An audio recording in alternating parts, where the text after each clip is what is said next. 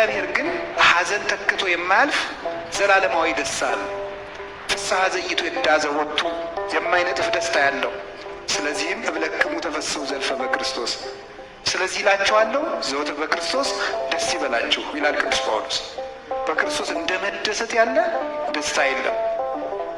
እግዚአብሔር በኃጢአት እንዳንደሰት የሚከለክለን እሱ አለቃችን ስለሆነ ለእኔ ስልጣን ተገዙ ብሎ ኃያልነቱን ለመግለጽ ሳይሆን ኃጢአት ሐዘንን ተክቶ የሚሄድ ደስታ ስለሆነ ልጆች እሱን ተውትና ማያልቅ ደስታ ልስጣችሁ ብሎ ነው።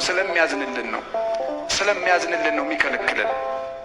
እናት ልጇ እሳት ልጨብጥ ባለ ጊዜ የምትከለክለው ጠልታው እንዳልሆነ እንዳይጠብሰው ብላ ነው እንጂ እግዚአብሔርም እንደዚሁ ነው። ስለዚህ እግዚአብሔር ለአንድ ቅዱስ፣ ለአንድ ጻድቅ፣ ለአንድ ነቢይ፣ ለአንድ መልአክ እኔና አንድ 10 ሰዎች ወይም እኔና 6 ቢሊየን ሰዎች በየትኛውም አይጉር ሁነን ብንጠራው አንድ ቅዱስ ሁላችንም እኩል ማድመጥ፣ ሁላችንም እኩል ማየት ብርቅና ድንቅ ነው እንዴ? መልቶ ሰፍቶ የሚኖር እግዚአብሔርን አይተውት የለም እንዴ? አይተውታል እኮ። እግዚአብሔርንስ አንድም ያየው የለም ይላል መጽሐፍ ቅዱስ። እንደ ጌትነቱ ያየው የለም፣ እንደሚገባው ያየው የለም ማለት ነው እንጂ ለእኛ እንደሚገባ አይተነዋል። ቅዱስ ቄርሎስ ዘኢየሩሳሌም እንደሚለው ከትልቅ አትክልት ቦታ ገብቶ መዓዛ አሽትቶ እንደመውጣት፣ ነገር ግን መዓዛውን ሁሉ ጨርሰ ነው እንደማንወጣ፣ ከወጣ ፀሐይ ወጥቶ ትንሽ ብርሃን እንደመሞቅ፣ ከጠለቀ ውቅያኖስ ሄዶ ትንሽ ጠብታ ለጥም ጠጥቶ እንደመርካት እግዚአብሔርን ለልጅነት ትንሽ እንማረዋለን ይላል። ለአቅማችን ለሚበቃን ያህል የገለጠልንን አውቀናል። ስለዚህ ቅዱሳን ያለፈንም የሚመጣንም ዘመንን ማለፍም ይችላሉ፣ ዘመንን መቅደምም ይችላሉ። ወደ ሰማይም ማየት ይችላሉ፣ ወደ ምድርም ማየት ይችላሉ። ለምን? ዓይናቸው ላይ የሚቆመው ብርሃን ፀሐይ ዘዘልፈ ያበርህ ዲበ ቅዱሳን፣ ሁልጊዜ በቅዱሳን የሚያበራው ጠፈር ደፈር ወይም ተራራና ጠፈር ምሸት የማይከለክለው እውነተኛው ፀሐይ ክርስቶስ ነውና። እናም ሙሴ ይህንን መጽሐፍ ጽፎልናል። ኦሪትም ማለት ብርሃን ማለት ነው። እሱ የእግዚአብሔርን ብርሃን አይቶ የጻፋት ዓይንን የምታበራ ብርሃን ናት።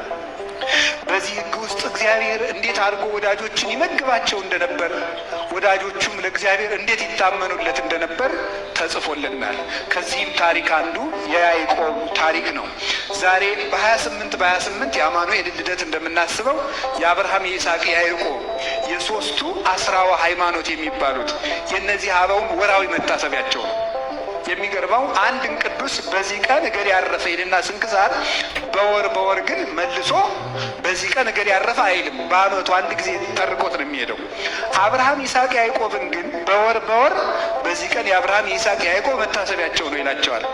እነዚህ ቅዱሳን አባቶቻችን የእምነት ዕንቁና ፈርጥ ናቸው። እግዚአብሔር በእነሱ ትከሻ ላይ ወርዶ ነው ዓለምን የጎበኘው። ቃል ኪዳንንም እንዳይበጠስ የቀጠለው በእነሱ ሰንሰለትነትም ነው። ስለዚህ አብርሃም፣ ይስሐቅ፣ ያዕቆብ የማይረሱ ናቸውና የያዕቆብን ትንሿን ታሪክ አንስተን ለዛሬ እንድንማማር እግዚአብሔር ቢፈቅድ መርጠናል ማለት ነው። ይህን ቃል አሁን የነገርኳችሁን ቃል ያዕቆብ ነው የተናገረው። አባታችን ያዕቆብ የይስሐቅ ልጅ ነው፣ የርብቃ ልጅ ነው፣ የኤሳው ወንድም ነው። እንደምታውቁት ኤሳውና ያዕቆብ ወንድማማቾች ሲሆኑ ያዕቆብ በእናቱ ይወደዳል፣ ኤሳው ደግሞ በአባቱ ይወደዳል። ኤሳው አዳኝ ነው፣ ያዕቆብ ደግሞ ቤት የሚውል ሰው ነው። ከዕለታት አንድ ቀን የምታውቁት ታሪክ ነው።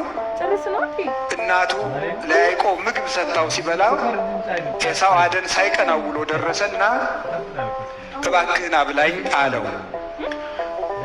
ብኩርናህን ለእኔ ስጠኝና አበላሃለሁ አለው። ምን በዚህ ብኩርና ምን አግኝቼበታለሁ? ለዕለት እንጀራ የማይሆን ብኩርና ውሰደው አለው። ብኩርና አንዱ ችግሩ ምድራዊ ነገር ሲያሰጥ አለመታየቱ ነው። ብኩርናውን እኔ ምን አግኝቼበታለሁ በዚህ አለና በሌ እግዚአብሔርን ስም ጠርተህ ስጠኝ ሰጠው። እንካ ብላ ብሎ ሰጠው፣ በላ።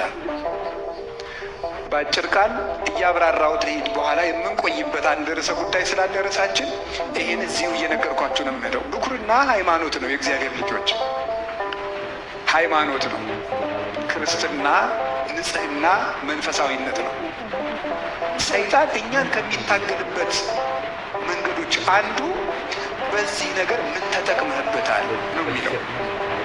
ይኸው ጸሎት መጸለይ ከጀመርክ ብዙ ቀን ሆነ፣ ግን ምን አተረፈ?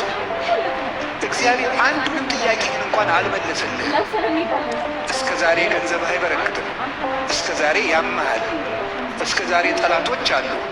እስከ ዛሬ የትም ሄደህ ከስረህ ትመለሳለህ። ምንም ያላተረፍክ ሰው አይደለህ እንዴ? እና እግዚአብሔር ምን ሊያደርግልህ ነው እንደዚህ የምታደርገው ይላል። ተስፋ ሁልጊዜ በዓይን አይታይም፣ ዕለቱንም አይደርስም።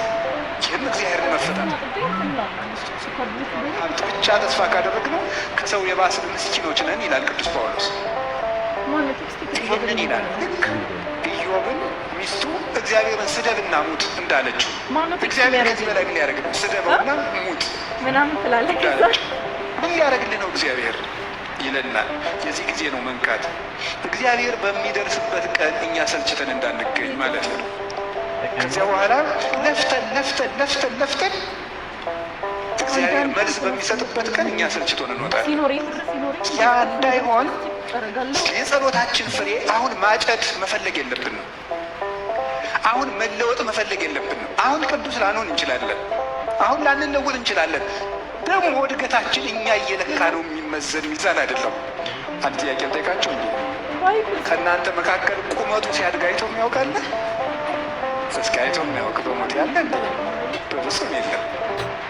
እናቶቻችንን ሳይተው ያውቃሉ? እንደው ልጁ አንገቱ መዘዝ ሲያዩት አይደነግጡ? እኔ ይደነግጣል። መዘዝ ይደነግጣል። ልጁ አንገቱ መቼ እንደጨመረ አናውቅም። ቁመ ወገቡ እንዴት እንዳደጋ ነው። ዝም ብሎ አድጎ ነው የምናገኘው። በጣም ነው እኮ የሚያስደንቀው። አድጎ ነው የምናገኘው። አሁን ዘር ዘርታችሁ፣ እውነቴን እኮ ነው የምነግራችሁ፣ ዘር ዘርታችሁ እስኪ እንዴት እንደሚበቅል ሊየው ብትሉ በፍጹም አታዩት። በቅሎ ነው የምታዩት። ባትሪ እያበራህ እዚያው ብትቀመጥ ቁመቱ ሲጨምር አይታይም። በቃ አዝመራው አድጎ ነው የሚገኘው እንጂ ሲያድግ አይታይም። እድገታችን እኛ እያየ ነው ላይሆን ይችላል። ምንም የተለወጥኩት ነገር የለም እኮ እማራለሁ፣ አስቀድሳለሁ፣ ቤተክርስቲያን ሄዳለሁ፣ ገዳም እዞራለሁ፣ ምን እላለሁ። ምንም እኮ ያመጣሁት ለውጥ የለም። አንተ የምታውቀው ለጣ ደግሞ አንዳንድ ሰው አሁን መመጻደቅ የጀመረው ምንድን ነው? ህዝቡ በስብከት አይለወጥም። እግዚአብሔር ከዚህ ትዕቢት ይሰውረን። በእውነት እንዴት ነው የማይለወጠው? አንደኛ እንደዚህ ያለ ትዕቢት ሰው እንዳላደገና እንዳደገ የሚያውቀው ማን ብቻ ነው? እግዚአብሔር ብቻ ነው። በምን ታውቃለህ? ሰው እኮ እያመነዘረ እያየኸው ራሱ እኮ ውስጡ ምን እንደሚያስብ እኮ አታውቅም። ሌሊት ምን እያሰበ እንዳደረ እኮ አታውቅም። ሰኞ ሲሰርቅ ያየኸው ሰውዬ ማክሰኞ ምን ሲሰራ እንደዋለ እኮ አታውቅም። እኛ አናውቅም።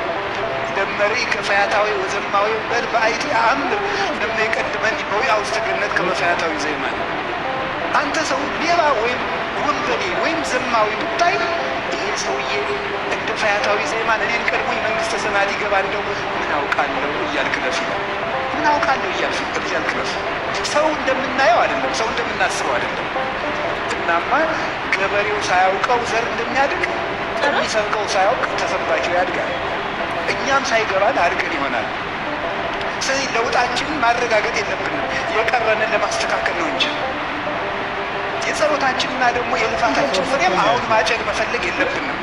እኔ ተስፋዬ ጤና አይደለም። እኔ ተስፋዬ ሀብት አይደለም። እኔ ተስፋዬ የሰው መውደድ አይደለም። እኔ ተስፋዬ ክርስቶስ ነው። ክርስቶስ እስካለኝ ድረስ የጸሎት የምላሽ ምንም ይሁን ምን ከጌታዬ ጋር እኖራለሁ ማለት አለብን እንጂ እንደ ኤሳው ሰይጣን ሁልጊዜ ስትተኙ ውዳሴ ማርያም ስትደግሙ፣ ዳዊት ስትደግሙ፣ ንስሐ ስትገቡ ንስሐ ገባህ አልገባህ ምን ነው ምን አምጥታል ቢላችሁ ለሰይጣን ይመልሱለት። ብኩርናውን ሸጠና ከዚያ በኋላ ከዕለታት አንድ ቀን ይስሐቅ ምን አለው?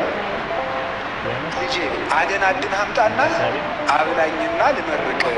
እስኪ አብላኝና ልመርቅህ ነው ብሎ ያልኳችሁ በል እንጂ አብላኝና ልመርቅህ ምን በለኝና ነው?